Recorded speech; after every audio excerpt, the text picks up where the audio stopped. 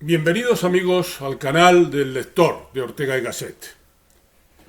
Atendiendo a la idea principal que pretendo ir desarrollando en la lista de vídeos de mi canal, que titulo Civilización Occidental y Locura, dos destinos diferentes que comparten trayectoria, vuelvo hoy a la carga con una nueva línea argumental con la que sigo ampliando contenidos referidos al tema central de la lista, en el que, desarrollando ideas de Ortega que, fiel a su estilo, él dejó expuestas en forma de fragmentos y a menudo dejándolas abiertas a nuevas y complementarias reflexiones, pretendo ir mostrando cómo nuestra civilización, a partir del Renacimiento, tomó un rumbo en muchos sentidos prometedor. No hay más que ver los prodigiosos avances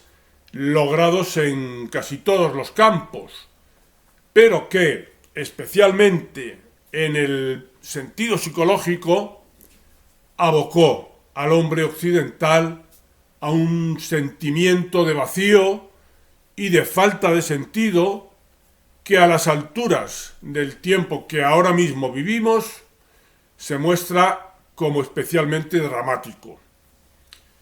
Seguiré insistiendo, como en otros vídeos de esta lista, en la existencia y permanencia de lo que Norbert Elias denominó Homo clausus, hombre encerrado en sí mismo, como característico de esta etapa de nuestra civilización.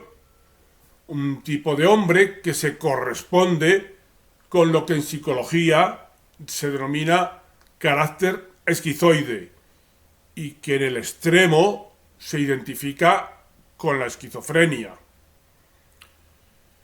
Este es un canal de divulgación de la filosofía y sus alrededores, especialmente la filosofía de Ortega y Gasset, el pensador en lengua española más importante habido hasta el día de hoy. Ayúdame en esta tarea divulgativa haciéndote suscriptor y dando al me gusta. Hemos hablado en otros vídeos de cómo Guillermo de Ockham, ya en el siglo XIV, dio la señal de salida de la Edad Moderna, al afirmar que no existen las generalidades, que los conceptos son abstracciones, flatus vocis, decía, soplos de voz, inventos de la mente, en suma. Que lo único que existe, decía Ockham, son los seres individuales. No existe, pues, el bosque, que es un concepto, una generalización, que hace la mente humana. Lo que realmente existe son los árboles concretos. No existe, por lo mismo, salvo en la mente de los hombres, el color verde. No existe ningún objeto en el que resida la verdosidad. Lo que existe, por el contrario, son cosas concretas a partir de las cuales la mente, abstrayéndose, inventa el color verde.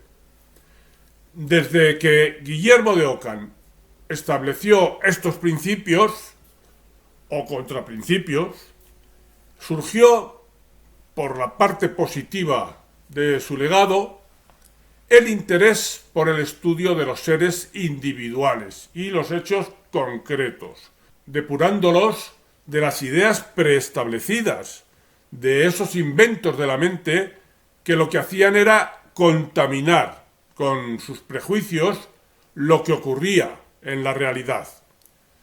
Se empezó a desechar, pues, la cosmovisión que había predominado en la Edad Media, según la cual, y siguiendo pautas establecidas para empezar por Platón, las cosas particulares emanaban de las ideas, que por definición son generales, universales.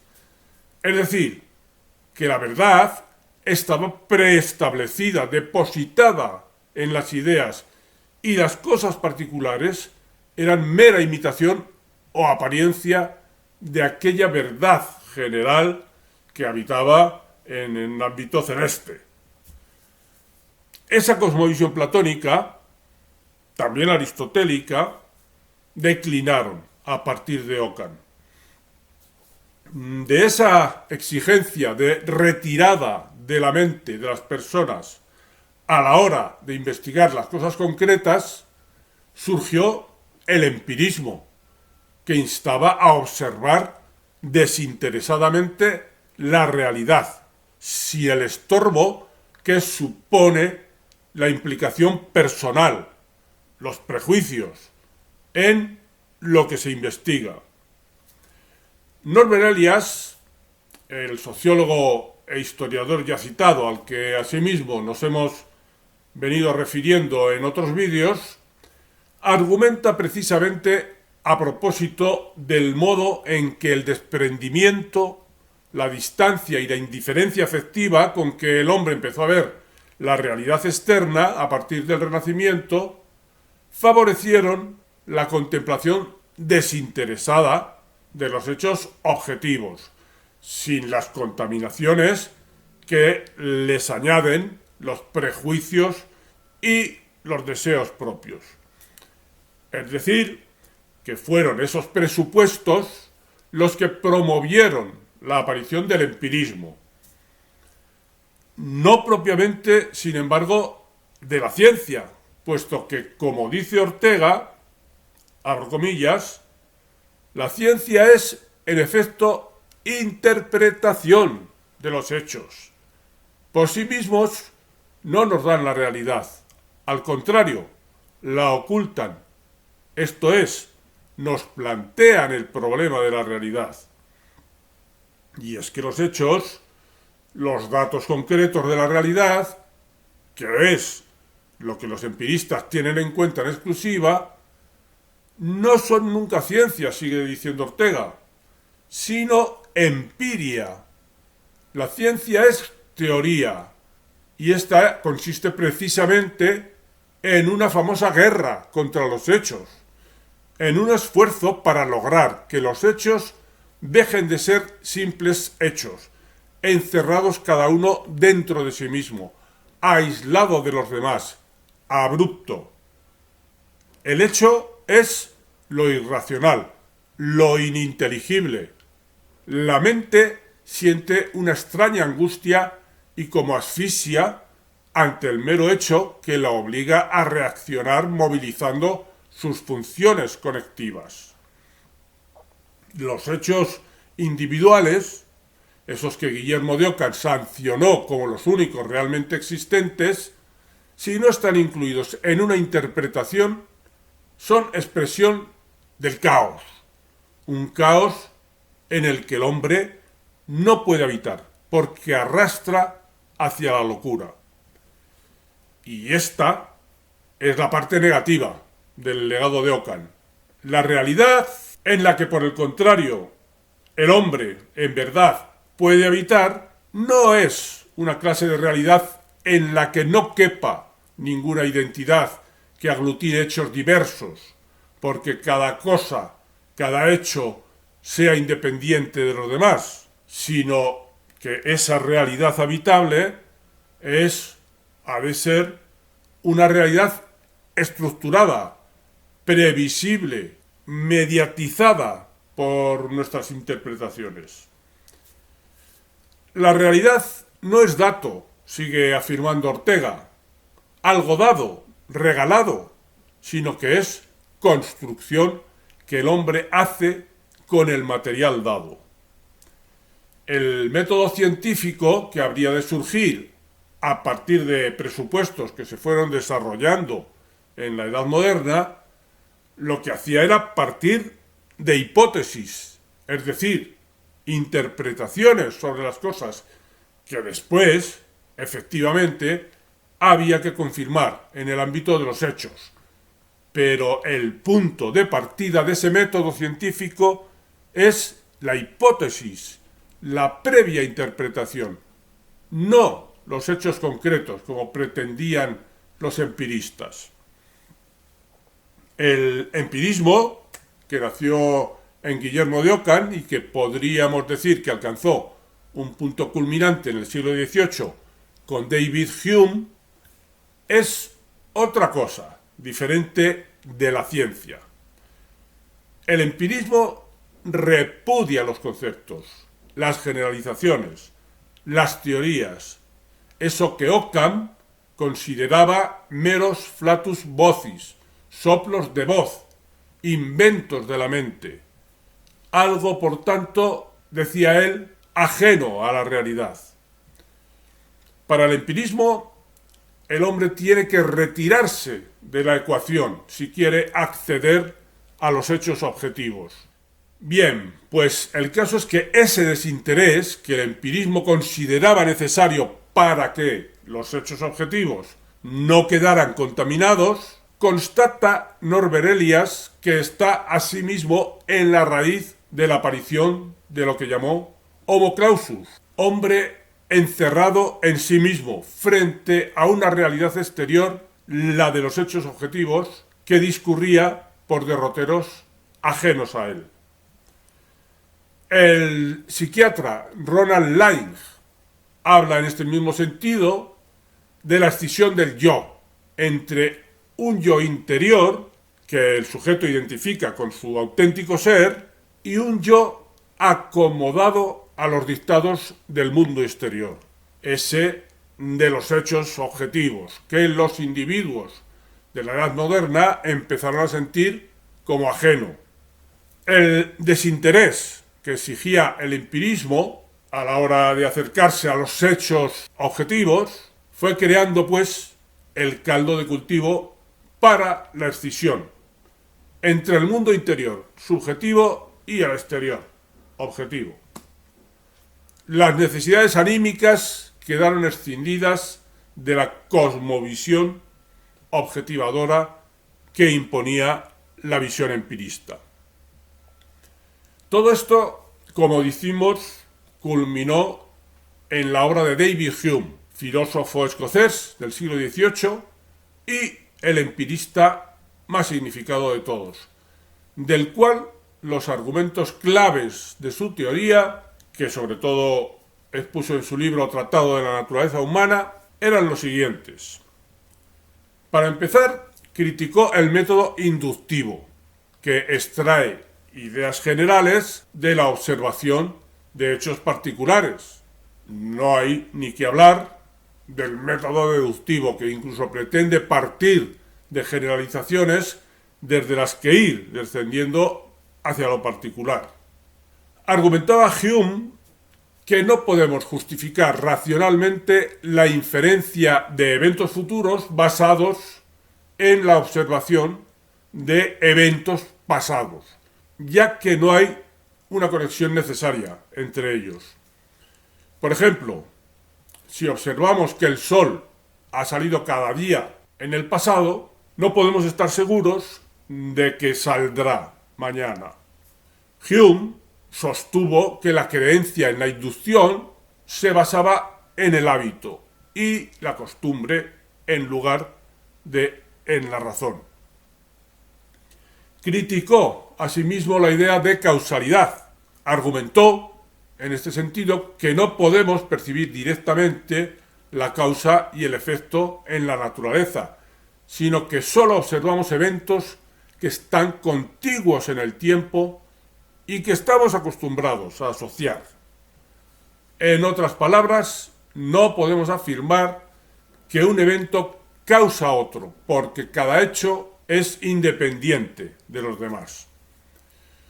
Efectivamente, Hume señaló que cuando observamos eventos particulares, como el crecimiento de una planta, a causa de realizar ese crecimiento en un ambiente específico, no podemos generalizar ese dato a todas las plantas en todas las condiciones. La generalización de esas relaciones de causa y efecto, según Hume, también se basa en la costumbre y la repetición de observaciones, pero carece de una base lógica sólida. Cada hecho, insiste, es independiente de los demás. Los conceptos, las ideas, esto es las generalizaciones, son meras creencias sustentadas en la costumbre. En realidad, nada está relacionado con nada, salvo en nuestra mente, que sustituye esa desnuda realidad por hábitos mentales, por soplos de voz, diría Guillermo de Ockham. Tan consecuente fue Hume en sus argumentos que negó incluso la existencia del yo, es decir, la referencia común de las sensaciones y experiencias que vamos teniendo a lo largo de la vida. Y lo hizo argumentando de esta manera. Abro comillas. Dolor y placer, tristeza y alegría, pasiones y sensaciones se suceden una tras otra y nunca existen todas al mismo tiempo. Luego, la idea del yo no puede derivarse de ninguna de estas impresiones, ni tampoco de ninguna otra. Y en consecuencia, no existe tal idea. Nunca puedo atraparme a mí mismo en ningún caso sin una percepción. Y nunca puedo observar otra cosa que la percepción. Yo sé con certeza, concluye Hume, que en mí no existe el yo.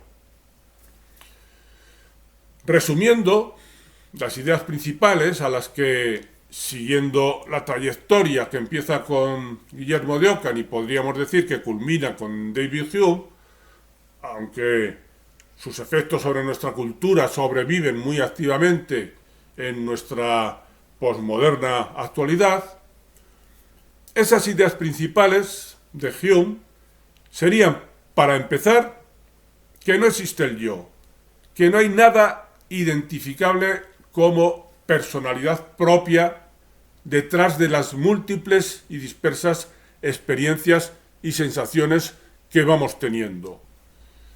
Y además que tampoco existe el mundo como algo estructurado y que podamos captar con nuestros conceptos, porque solo existe cada fenómeno particular e independiente de los demás.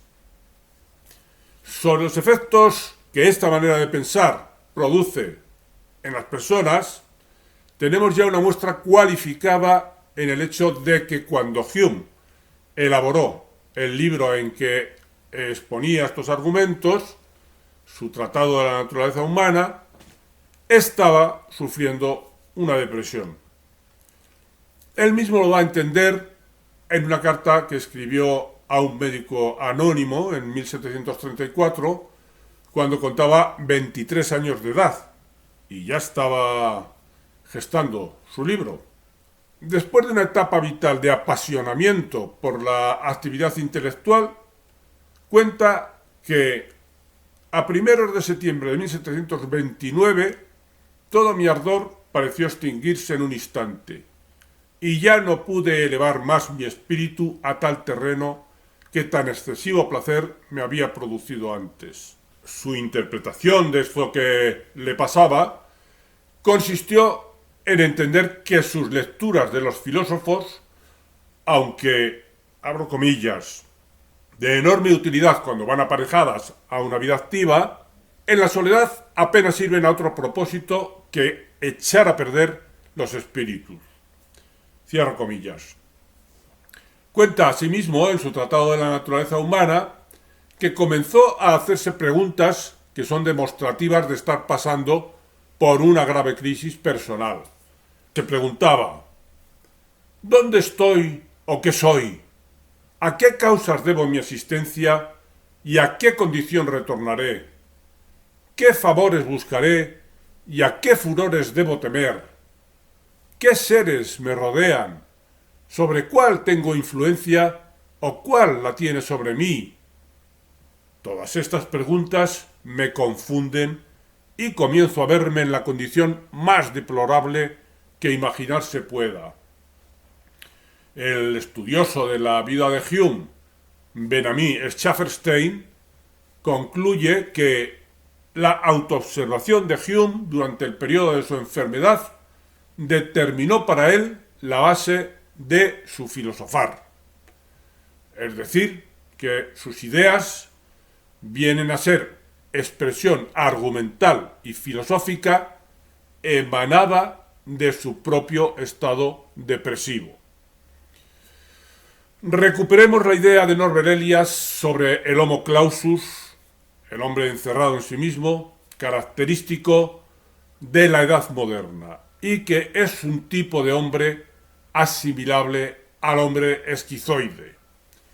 Y añadamos a nuestra reflexión también las ideas de Ronald Laing sobre el yo dividido, que caracteriza a ese mismo esquizoide y más declaradamente al esquizofrénico.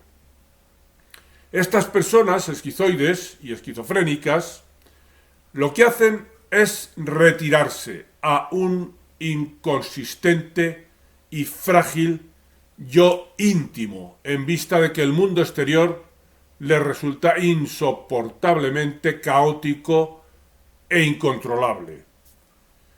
También el psicólogo y profesor Louis Sachs habla del sentimiento predominante en los esquizofrénicos de haber perdido el contacto vital con las cosas porque la configuración que tenían los objetos se descompone.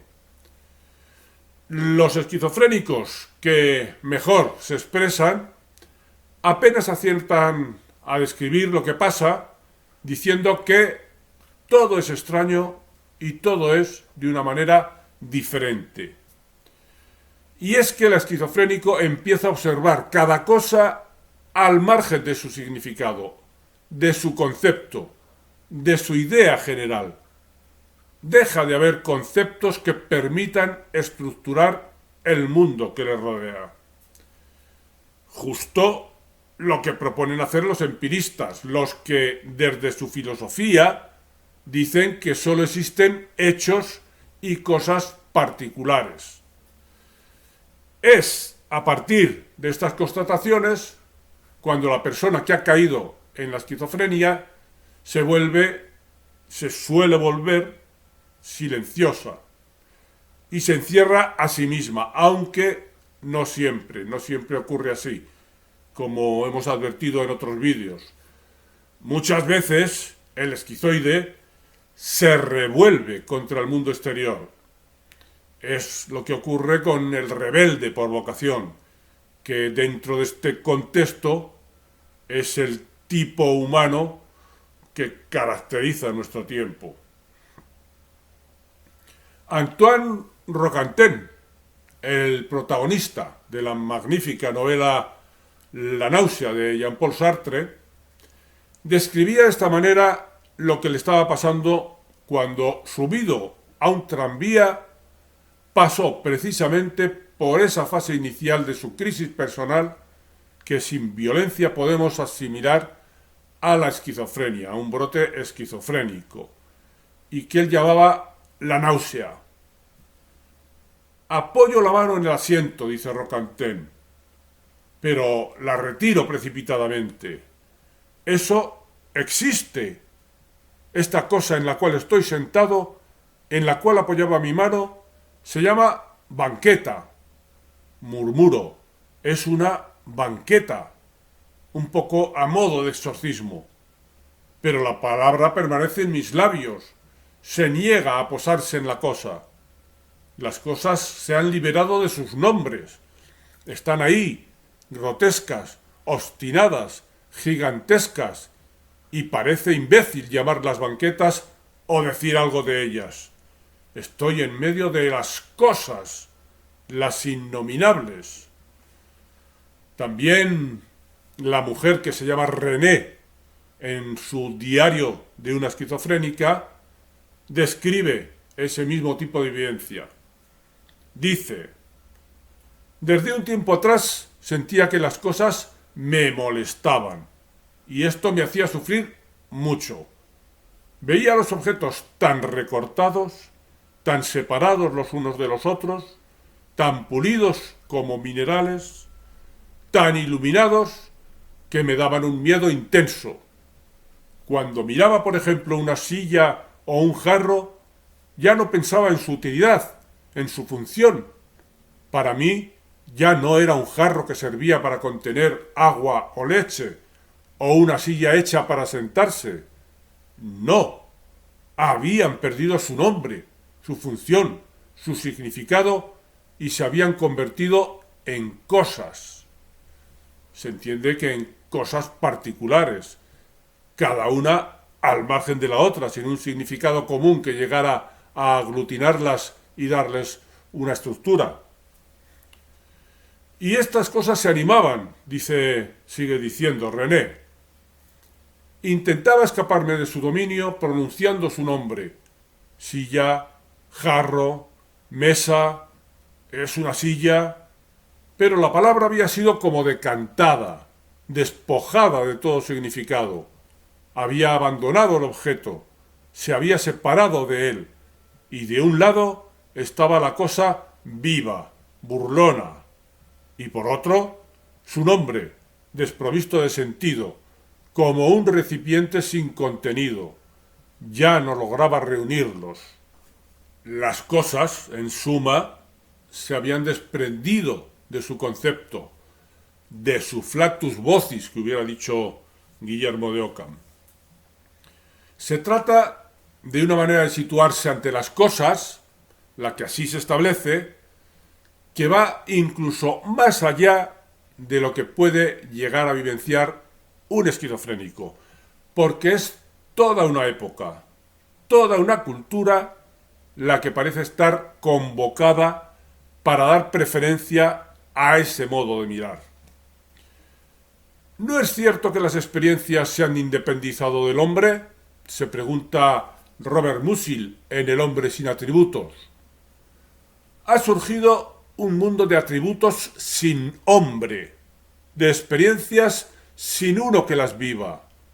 Probablemente la descomposición de las relaciones antropocéntricas que durante tanto tiempo han considerado al hombre como centro del universo, pero que desde hace siglos están desapareciendo, ha llegado finalmente al propio yo, pues la creencia de que lo más importante en la vivencia es que uno la viva y en la acción que uno la haga, comienza a aparecer a la mayor parte de los hombres una ingenuidad.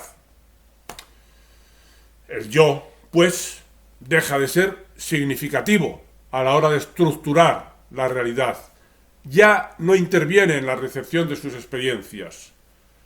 Como dice Musil, las experiencias se han independizado del hombre.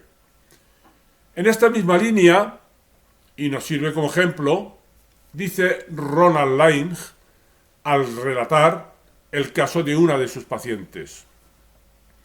Actuaba como si fuese posible no ponerse a sí misma en sus acciones. El esfuerzo por disociarse de sus acciones abarcaba todo lo que hacía. El trabajo que parecía estar realizando, las amistades que parecía tener, así como todos sus gestos y expresiones. Con estos medios se esforzaba por convertirse en nadie. De manera semejante, vimos en un vídeo anterior cómo uno de los personajes de un relato de Kafka, el protagonista esquizoide y quizás ya esquizofrénico del relato titulado Conversación con el suplicante, decía: en ningún momento he llegado a convencerme desde dentro de mí mismo de que estoy vivo. En suma, de que su yo esté vivo. El yo que Hume dice precisamente que no existe, que viene a coincidir con los pensamientos angustiosos de este suplicante. En sentido contrario, Ortega reflexionaba sobre las consecuencias de esa salida del hombre del escenario de sus propias experiencias, a la vez que reclamaba el mantenimiento de una forma de mirar alternativa, la que hoy, con el posmodernismo, no se mantiene vigente. Si no hubiera más que un ver pasivo, dice Ortega, quedaría el mundo reducido a un caos de puntos luminosos. Pero hay, sobre el ver pasivo, un ver activo, que interpreta viendo y ve interpretando. un ver que es mirar. Platón supo hallar para estas visiones que son miradas una palabra divina. Las llamó ideas. Pues bien, la tercera dimensión de la naranja no es más que una idea. Ciertamente, nunca llega a nuestra percepción más que la mitad de la naranja. La otra mitad es inevitablemente una construcción mental. Y Dios, sigue diciendo Ortega, es la última dimensión de la campiña. Esta tercera dimensión, lo que nos permite ir más allá de lo estrictamente percibido, ha quedado descalabrada con el enfoque visual empirista, que no admite tener frente a sí un mundo estable, previsible, es decir, no visible todavía, y adecuado a esas ideas platónicas. La cosmovisión que casi inocentemente empezó con Guillermo de Ockham proponiendo que sólo existe cada cosa y cada ser individual, ha desembocado finalmente en el hombre posmoderno, que es la versión más extrema del Homo clausus de Norbert Elias, del hombre esquizoide y en el extremo del esquizofrénico. El mundo del esquizofrénico, dice Louis Sachs, es un mundo profundamente alienado, en el cual el yo y el mundo están separados por una gran brecha insalvable. Llegado a un punto extremo, incluso deja de existir cualquier clase de identidad, incluido el yo, con lo que impremeditadamente el esquizofrénico se convierte en un caso práctico de lo que con su filosofía había concluido David Hume. Sin embargo, nuevos tiempos intentan asomar. Por un lado, desde la filosofía, en la que Ortega, por ejemplo, implica al yo en la percepción de lo circunstante, que ya no es puramente objetivo, sino que el yo de cada cual, está implicado en su configuración. Y también la ciencia ha acabado de implicar al yo en la existencia de los fenómenos, por ejemplo, a través de lo que Heisenberg denominó principio de incertidumbre, según el cual el observador forma parte del observado y decide finalmente la forma que tendrá el fenómeno. O Schrödinger, que en este mismo sentido propone el ejemplo de su famoso gato, encerrado en una caja con dispositivos que pueden hacer que esté vivo y muerto a la vez. Y es el experimentador el que decidirá con sus expectativas una u otra cosa. Se anuncian, pues, nuevos tiempos y nuevas maneras de vernos a nosotros mismos que debieran llevarnos a la salida del laberinto emocional y psicológico en el que estamos metidos. Bien, pues hasta aquí llega el vídeo de hoy. Hasta otro vídeo, amigos.